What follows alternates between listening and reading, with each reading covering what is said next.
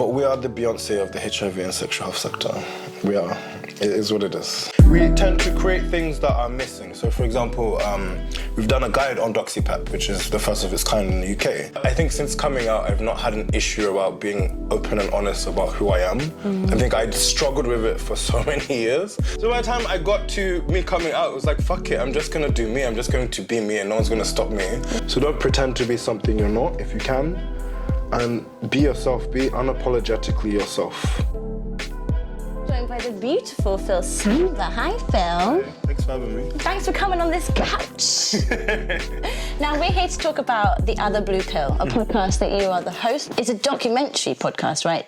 Sort of archiving or presenting to us the little-known history about the development of PrEP and how it was brought onto the NHS in the UK. Because it wasn't like a smooth transition, and it wasn't something that happened very quickly. It starts off with a history of like HIV, as most HIV documentaries start off. But then it talks about like PrEP being, I guess, approved by the CDC, the Centers for Disease Control. Oh. I'm pretty sure. I'm about 90% sure that's what ways I can't keep correct. But from that point onwards, and then from that until today, essentially, and it's a long journey, particularly in the UK, particularly in England, because it was approved in America in 2012, and we didn't get it officially here until 2020. Bloody hell, 8 years later. At least within my communities, it's been something that I've known about. At least it sounded like a longer time than just 4 years. Well, there was a PrEP impact trial, which went on for 3 years. Basically, the impact trial was to see how many people would use it, how long they would use it for, and if they'd come off it or start. It was really ridiculous. It was just NHS's way to prolong not putting it on the NHS. After they'd been sued twice by National AIDS Trust, who actually is a collaborator on the project. Actually, there's a lot of politics involved with something like this.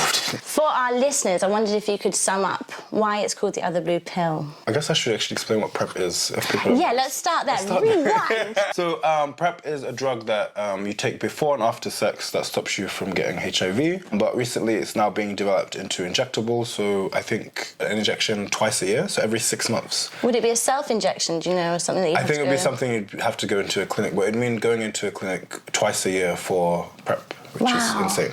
Which is also, when we think about the history, which I know you're hopefully going to cover a little bit in this conversation, but seeing how far we've come, but also the fact that it seems so obvious that should be something that could have been created a long time ago. The frustrating thing is that we're actually starting to see a lot of parallels between how everything was with PrEP and how things are with DoxyPEP.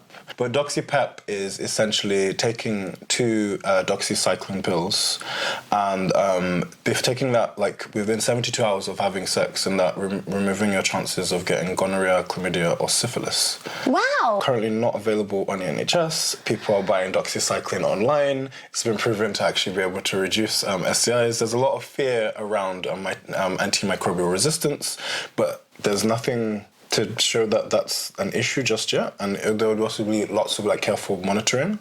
So it's been proven that it could reduce STIs, which are actually through the roof in the UK at the moment, and particularly amongst I think it's 15 to 24-year-olds, black people of all different groups, and gay and bisexual men. So that's quite a young age bracket, actually. Yeah.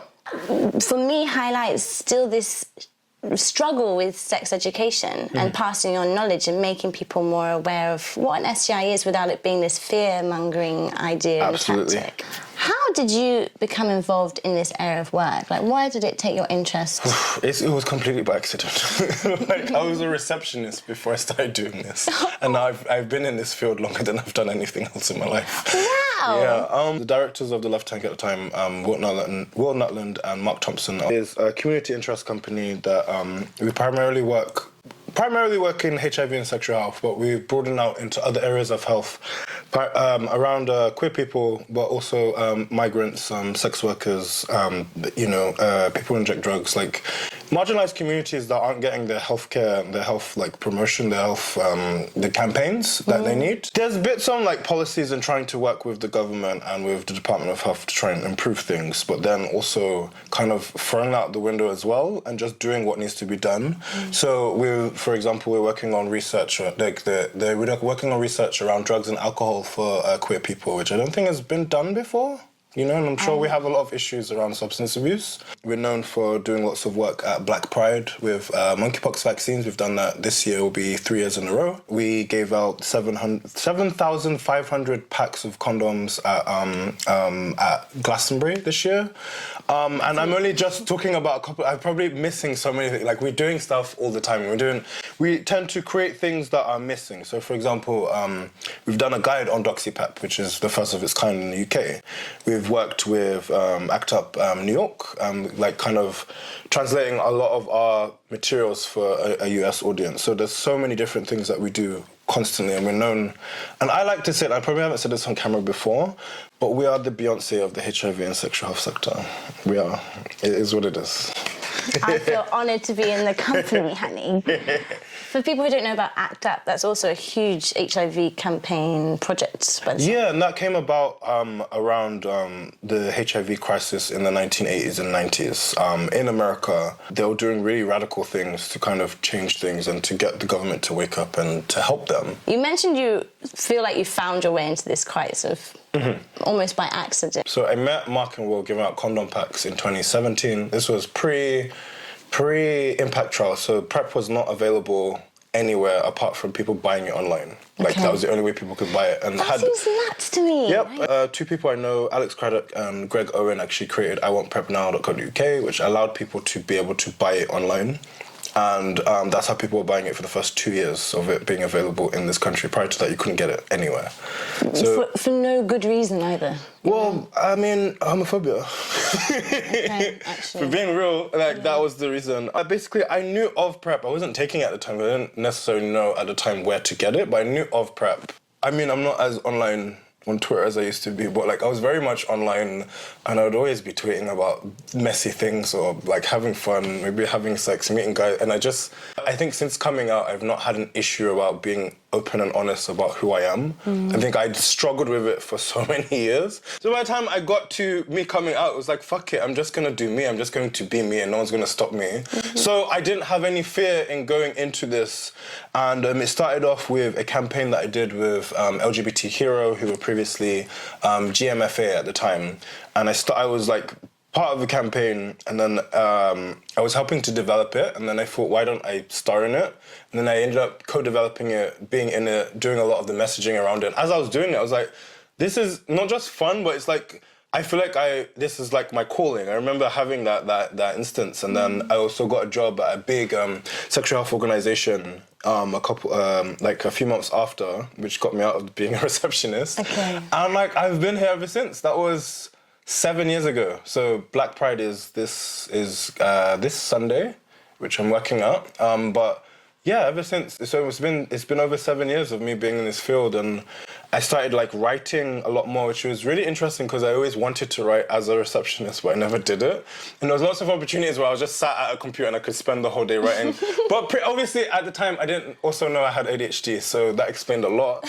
But I ended up writing so many different things around I think initially around stereotypes for black men, black queer men in particular, about sexual assault to some extent, about like lots of stuff to do with the black queer experience, and then kind of developed from that and grew into like where I am today. I think that's so important, and I'm so grateful to you feeling that confidence to share, because when you're able to actually hear someone's lived experience and other people are there reading it or listening to it, and they're like, oh fuck, I'm not on my own. Yeah. I'm not the only one who feels this frustration or hates that stereotype or wants to dismantle this thing. But what do you feel was the purpose and the focus of this particular podcast series for you? It was actually Jamie Wareham, who is the producer of this and also part of Queer AF, who I think initially had the concept for this idea.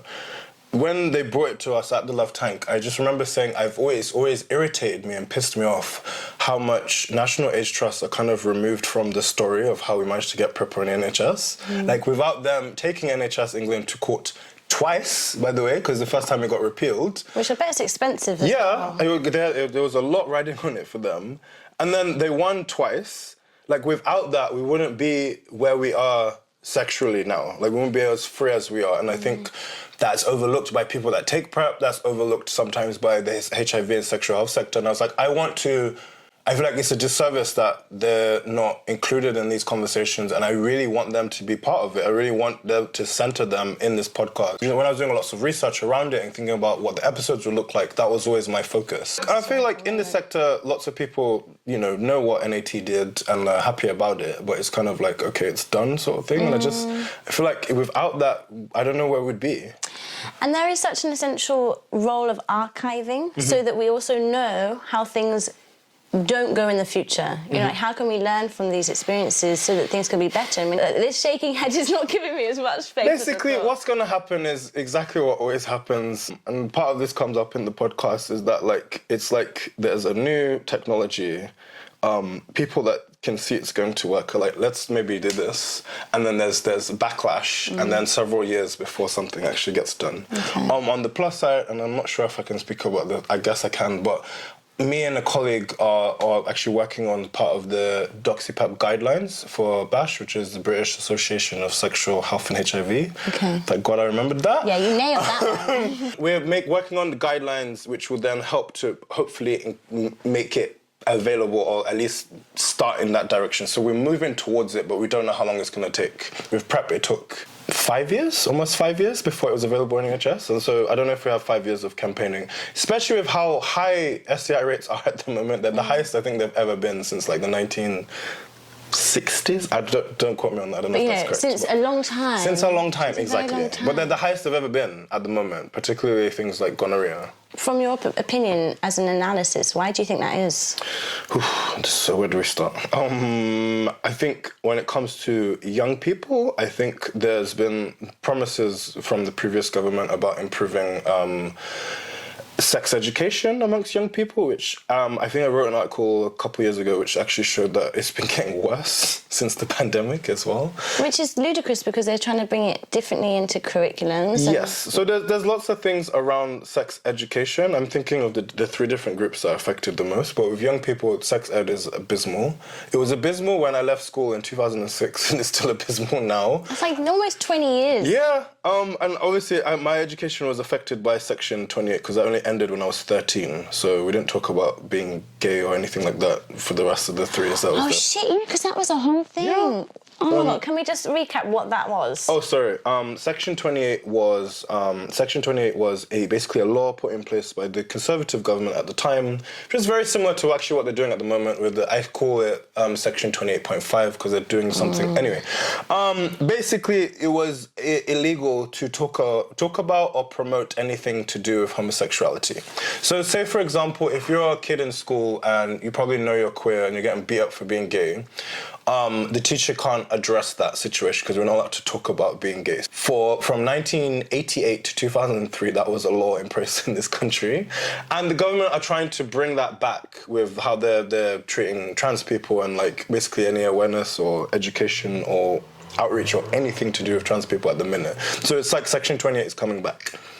It makes me so upset seeing how almost every single cycle of change, and when we feel like we're becoming more liberated, more inclusive and more legal rights and protection, and then it just goes over the top and it becomes right-wing again. Yep. And repressed. And yeah, I think that almost highlights for me the importance of what you're doing. I guess if we think about Black communities, I think there's, for lots of migrants, there's a lot of understanding around NHS. So people think that if they access health services here, it's going to affect their immigration status. So they don't if they have a health issue, they don't deal with it. Okay. Because it's not really common knowledge that it's not going to affect your immigration status. Like a massive mistrust of like doctors and the NHS, and I saw that in another piece of work that I do in research. So we've been speaking with a lot of Black people at different events around their health and healthcare and blah blah blah, and there's a lot of Black people have had really bad experiences in not so much sexual health clinics but just clinical settings, period. So then they're less likely to go attend because it's like, if I have this bad experience, I'm not going to go back. An example, like off the top of my head from my own point of view. My nan, she's been in hospital a lot, like, and she's had bad experiences, and those times where she would need to go to hospital where she will do everything she can not to go because of that. So I get that, because she's had really, like, she's been treated really badly and didn't want to go back to that. For queer men, I think the issue is around the problem we have with sexual health services, with understaffing and underfunding. So lots of clinics don't have a lot of money or don't have a lot of staff, so then there's not a lot of appointments that are available, so people can't get to appointments, people can't get tested, people can't get treated, so they don't, things like that. So it's like a knock-on effect, and those are just some reasons why. There are probably 10 times, there's a million more, but those are some of them. And I think also that's some of them that often don't get the light of day. They don't get talked about enough either, or prioritised. Yeah, and I remember someone years ago, they said, when you think about who HIV primarily affects, it's black people, it's queer people, it's migrants, it's people that inject drugs. Those are kind of seen as bottom of the totem pole. Whereas if HIV affected straight white men and it affects in the same way that it affects black gay men, for example, we'd have PrEP in NHS in 2006 or something, you know what I mean? Yeah. Do you know what I mean? Yeah, and I think that's the appalling reality for so many situations, especially regarding our health and our care. It's like there's two parallels here. There's the actual physical body, and then there's the mental health and the support of people's minds and their well-being. So if your environment isn't supporting that well-being and you don't feel like you can trust people or you're given the time, it's gonna affect all of your life. It's a bit of a mess at the moment, but I'm hoping it gets worse and then gets better, but we'll see. What was your biggest learning curve creating this podcast, The Other Blue Pill?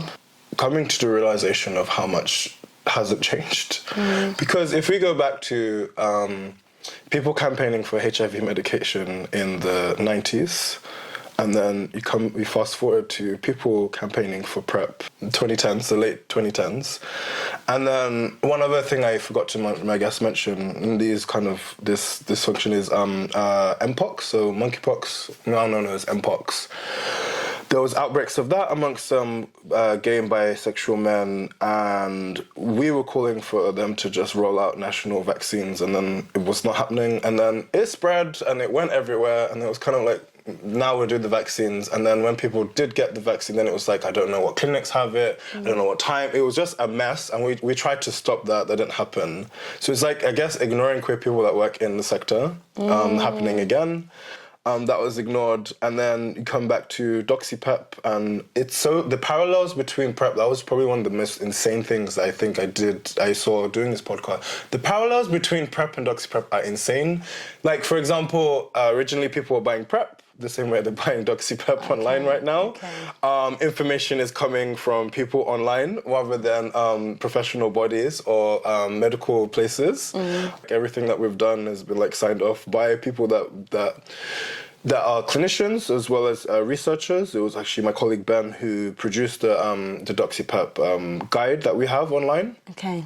But, like, you know, people are buying it online, information is coming from online, lots of people are complaining and trying to make things happen before things get bad, and we're being ignored, and it's just it's so similar. I think that was, like, the thing that I kind of came to a close to in, like, one of the final episodes, is how similar things are from how they've always been. Yeah. Because, DoxyPEP is just kind of a continuation of HIV medication of the 90s. We're still doing the same thing. And you can even compare it to, like, trans healthcare at the minute, where it's like people are fighting for their rights to live and to live happily, but then they're being stopped by people that don't have their experience again. Yes, again. So, like, the refusal to take what's already been experienced, and the sadness that also came along with all of that denial or refusal to pay attention to it or not prioritise it and not see how we could be better today. It's just a mess. It's a mess, but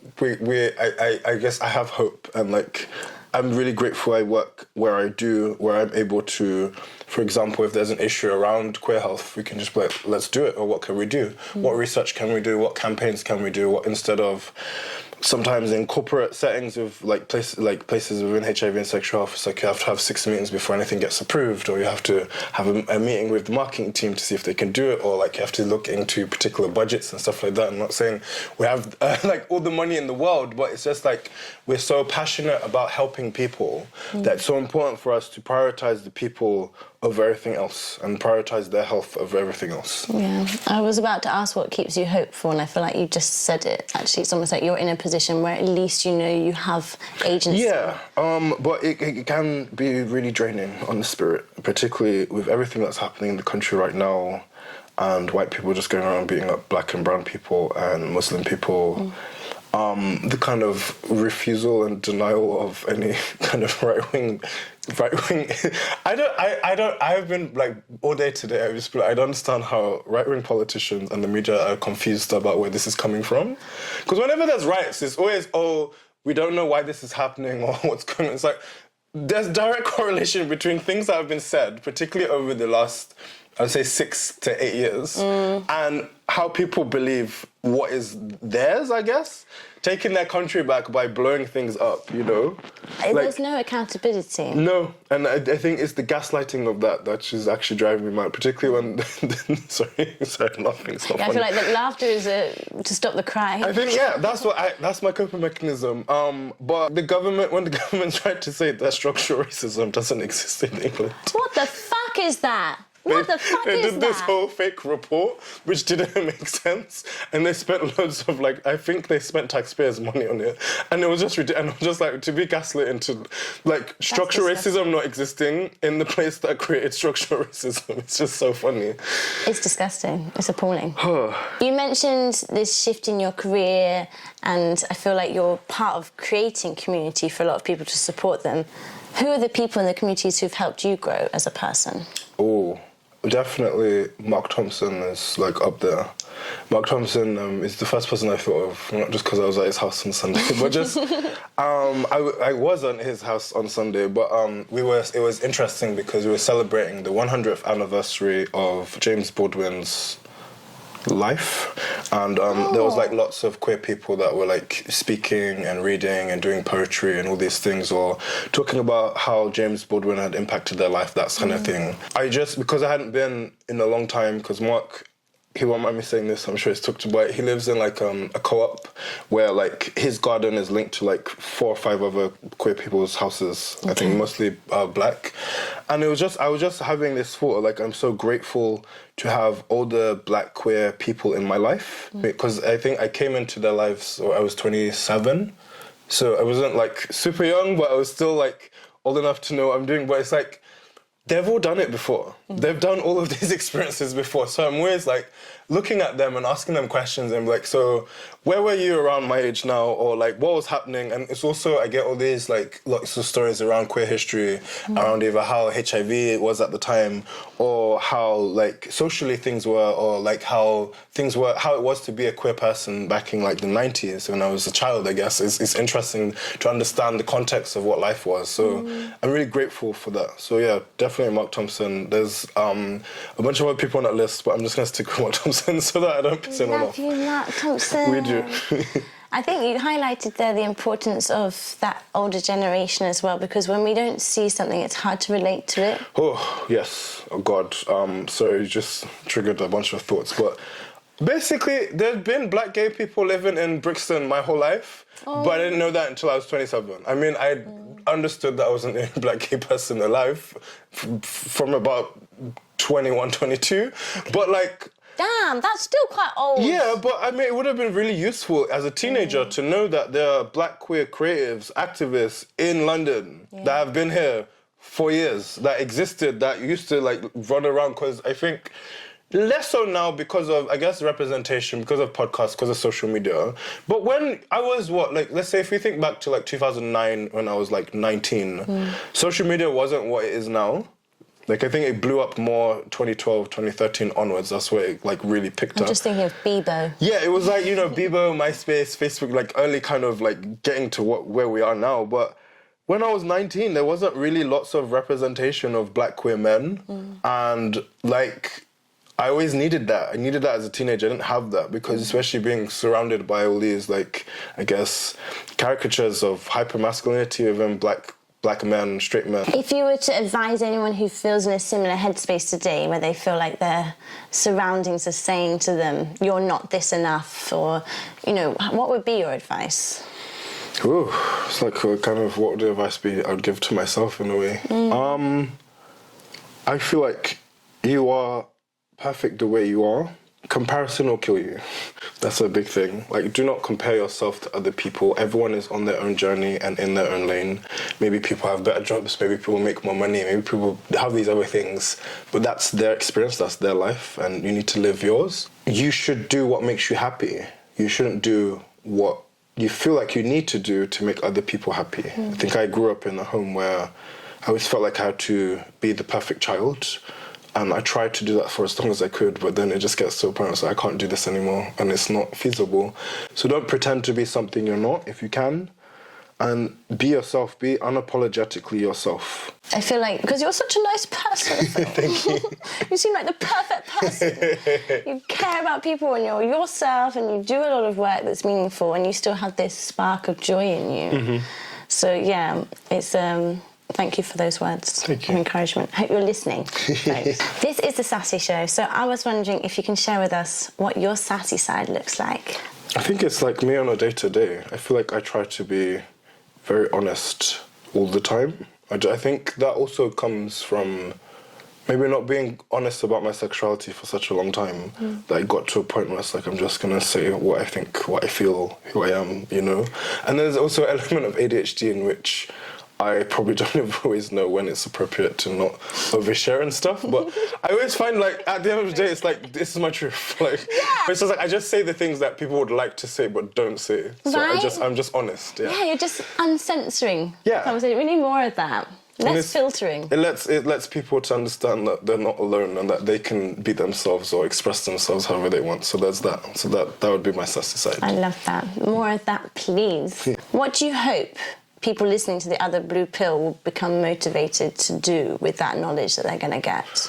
Oh, I think people that listen to the other Blue Pill, I would like them to feel more empowered about their sexual health and be more proactive and not let everything be into the powers that be. You know, people don't know what they can advocate for, which is really important. Particularly Black communities, they feel like they just have to go with whatever the doctor or health professional tells them. But I think it's really important for you to take on your own health and take charge of your own health. I think that's one thing. I hope that people are more informed and generally try to stay informed in what's going on. We've watched some of the new technologies around sexual health how they can campaign for them, you know, those sorts of things. And I hope people take, it doesn't really come up in the podcast, but I'm just hoping this anyway. I just hope people take part in more research, because I always find that the more research is done on things like PrEP and sexual health, the better these things can be, because we have the evidence that they need work. So yeah, those are my things. Any future goals? I love my job. I love what I do. But I would like to do something probably creative one day. I have an idea for a TV show that I want to work on. But that's pretty much it.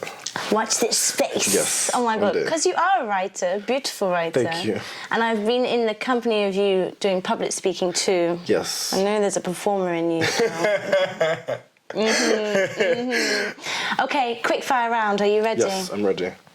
When do you feel most confident? Probably shirtless in the club, which is probably not where most people feel That sounds like the sassy side. Yes. Damn, honey. If only we could all have our tops off at all times. One dream you want to come true? This TV show, my ADHD has been fighting me for the last 10 years on it, but one day it's gonna be out there, I swear. One key experience that has shaped you positively? Being in therapy. That's a good one. Therapy has definitely changed my life, and I wouldn't be where I am today without it. Thank you to the therapist out there. Honestly. Can you tell me one law you want to change or a cause that is close to your heart? Yes, I have mentioned this briefly, but I'm very passionate about sex education in this country. I think primarily because I had an awful experience of basically a man and woman have sex, and if you don't wear a condom, then the woman will get pregnant, and that's all the sex education I had. I had nothing on consent, nothing on STIs, nothing on accessing sexual health clinics, and I think those 3-4 things that I've just mentioned need to be in the curriculum. Outside of talking about gender expression, sexuality, so many different things, but those basics are not in the core curriculum, which I find insane. If I had the power to change anything, it would be to make sexual education inclusive for all people in all different ways. Because there's little things like even like kinks and fetishes. like, as a teenager, you don't know that what you like is normal. Particularly if you are struggling with your sexuality and then you have kinks and fetishes on top of that, then you're like, what's wrong with me? And you grow up just having a really warped relationship with sex as a result. So absolutely, those would be the things that I'd change. And I hope you will, actually. I feel like you're in a position that will hopefully lead you down that kind of One path. day, that's one of my passions, yes. Because I've got so many kinks that I wish someone had said, it's all right, babe. Yeah. Like, then, Don't worry, that's perfectly all and right. also other people like this. You're not just a weirdo. Like, do you know what I mean? Girl, it's bad enough, like, you like men, but then you, on top of that, you like some kinky shit, and it's like, I don't know how... You like being peed on as well? Yes. Final question. Okay. What is the best thing about being you, Phil? Ooh, the best thing about being me. The best thing, there's so many. Oh, I love that. That's even better. No, hilariously, my housemates were actually talking about how I apparently have this unwavering sense of self, which I know I have it, but I don't really think about it as much. And I'm not very anxious. I think that I'm very lucky with that. I do get anxious, obviously everyone does, but I feel like my relationship with it is very different from the typical person's. Also, somehow I am securely attached. I don't know how Mama managed that. Thank you, Mama. But I don't know. I think one person said to me years ago, it was a colleague at LGBT Hero, and he said, you have this way of communicating with people that is a gift. I never thought about it that way, but like, yeah, I think that's probably the best thing about me is like I'm able to speak to people in a way that's so open and honest. It forces them to be open and honest with me, and also with themselves, allows them to be themselves. So yeah, that's what I would say. That is a gift. Thank you, Phil, for being you. Thank you. The best you ever. If people want to learn more about your work and also about the Love Tank and the other Blue Pill, where should they go? So many places. Okay. If you want to learn about PrEP, you can go to PrEPster.info. We have a bunch of stuff on there. You'll see my face a lot. Our website is thelovetank.info. It's got all of our different programs on there, as well as queerhealth.info. And if you Google The Other Blue Pill or search The Other Blue Pill in anywhere you listen to podcasts, you'll find that too. I'm on social media, my handle on Twitter and Instagram is idiosyncraticxl. Boom. And it's a lovely Instagram page. Thank you. Thank you. Thank you for having me.